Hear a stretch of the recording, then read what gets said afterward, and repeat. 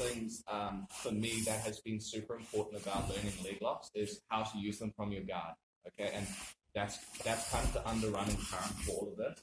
Just to give you some context, when I started jiu-jitsu, I was extremely overweight. I had very little hip mobility. I had no cardio, but I worked a lot of butterfly and open guard. And so the problem that I was having is I was getting people standing over me and like really coming in, and I was getting like little like dum-dum sweeps like you were getting. But this is like not a completed sweep, right? And you know, you get a stubborn opponent who is going to come up, not allow you to get the sweep. So I was like, oh, I literally was so unfit that I didn't know how to get up and pass or consolidate the sweep. So I was like, I've still got this. What can I start to do with this? And that's where I started with my footlock game. Obviously, it's come a long way since. We're going to start with the straight ankle lock today so that all of you are equipped with that because it's legal for every rule set. And then we're going to work towards our toe holds, our knee bars, and then finally our heel hooks, okay? I feel like in that order as well, you have order of severity, like in terms of how much damage you can cause. Straight footlock, it's going to hurt. You can probably cause someone to limp for quite a while.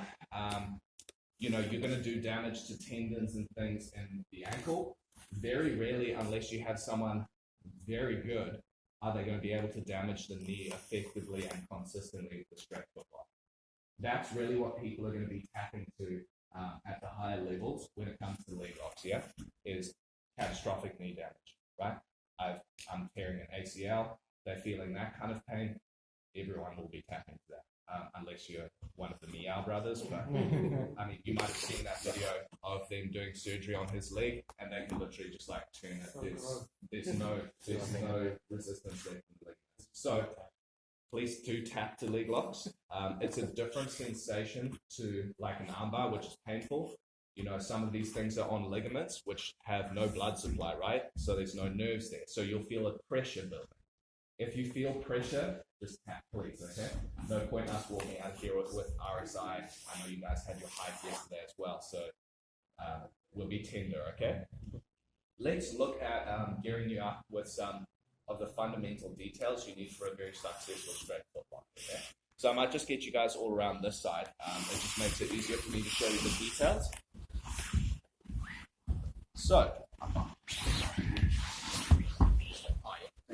alright, so Rion's going to be standing, and we're going to be using that same sweep that I've just been showing you, okay? However, you know, in a realistic match, or if you're starting to roll, your opponent very rarely stands with their legs square in front of you. I mean, if they do, saying real dum-dum sweeps here, where I can just hook him and bring it down, they're usually going to stagger. For the sake of this, Rion's going to stagger his stance in combat base. One of the most important things I can recommend for your open guard and also for your leg locks is always to look for shin-to-shin contact, okay? I don't want this. Rion's got a premier passing position now. Whether he wants to smash, whether he wants to X-pass, whatever, he can do it quite easily because he has full access to both sets of my hips, yeah? What I mean by that is you want to think like you have a W here, right? Like the two peaks of my hips. And if he can put me on one, now I'm at a big disadvantage. I have less mobility. My body just doesn't work symmetrically that way. If I'm here, I have both peaks of my hips, and I want to go shin to shin. Keep my levers in front of him and defend. In no-gi, we don't have a lot of control like upper body. I don't have sleeves and collars. So I need to make sure that the control points I have work really well. So shin to shin, I like to use a lot. He's going to be standing.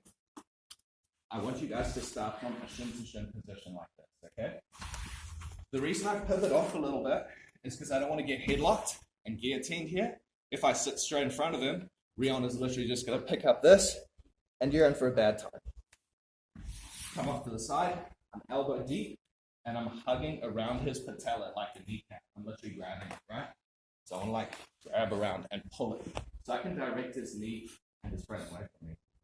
From here, I'm going to fall to my side, and I'm going to elevate him up like this, yeah? This hooking leg goes high, his foot falls into the pocket, and I come back to my single leg X position, yeah? With an overhook here. You want to be tight with this arm, because this is your control, you know? If it's loose and he pulls out, I've got to start all over again. It's a nightmare. Especially if the guy moves well. He's got good footwork. You're investing a lot in stapling this leg to the ground. I'm going to come high. Here, if you play some X-guard already, use your X-guard sweep with the low hook. But if you don't and you just want to work on your single leg X, so this is your first option, is to come high and just do a hip high sweep over like this, okay? Either one is going to work for this. When we come to our straight footlock, this is the finishing details I'd like you guys to pay attention to, so maybe just come this side so you guys can see. The first common error is that people land on the peak of their elbow here, right?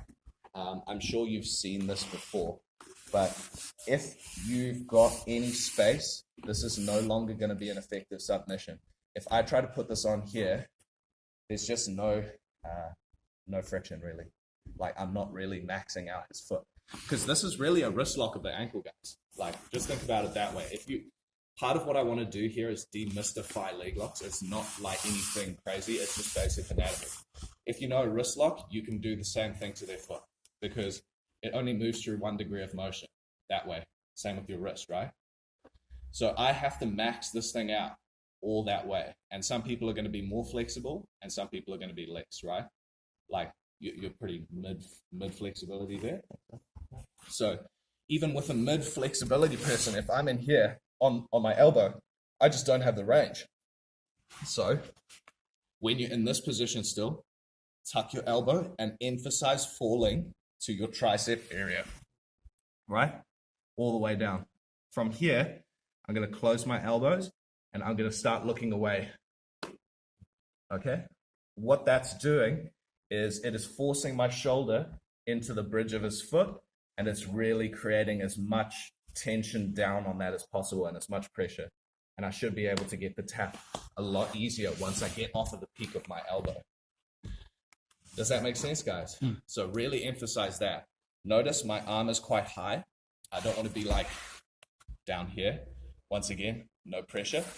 I want to be quite high. Some of you might want to do like punch grips.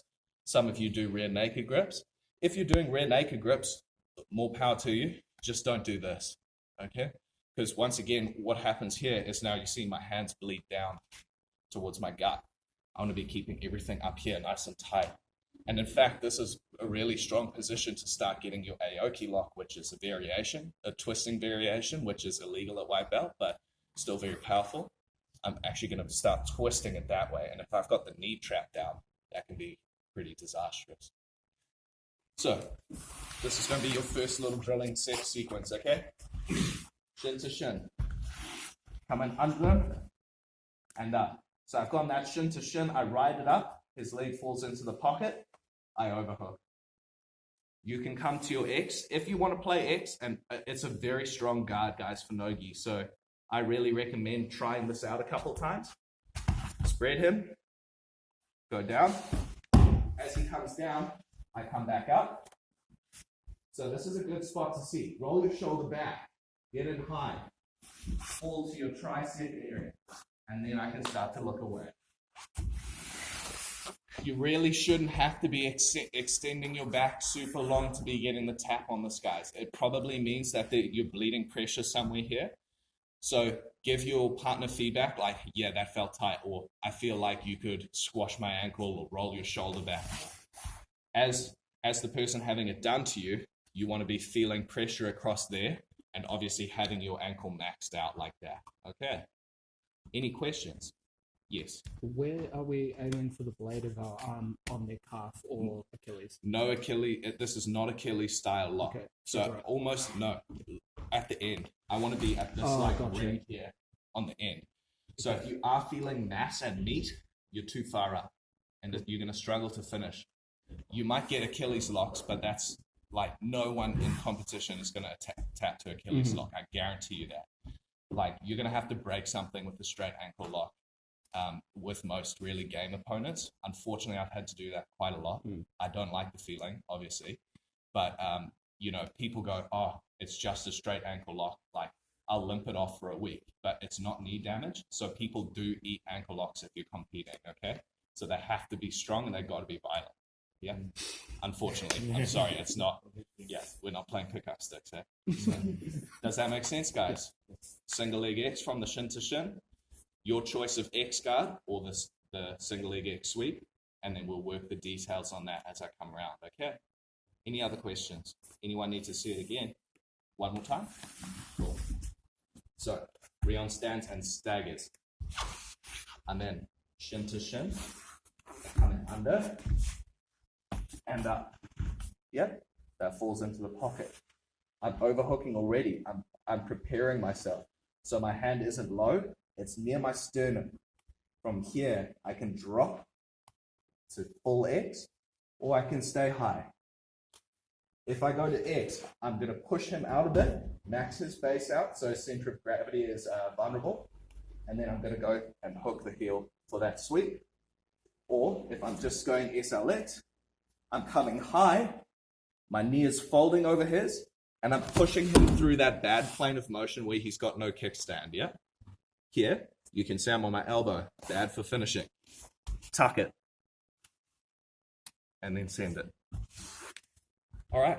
So you're using a tricep and a lat to get pressure. Yeah, absolutely.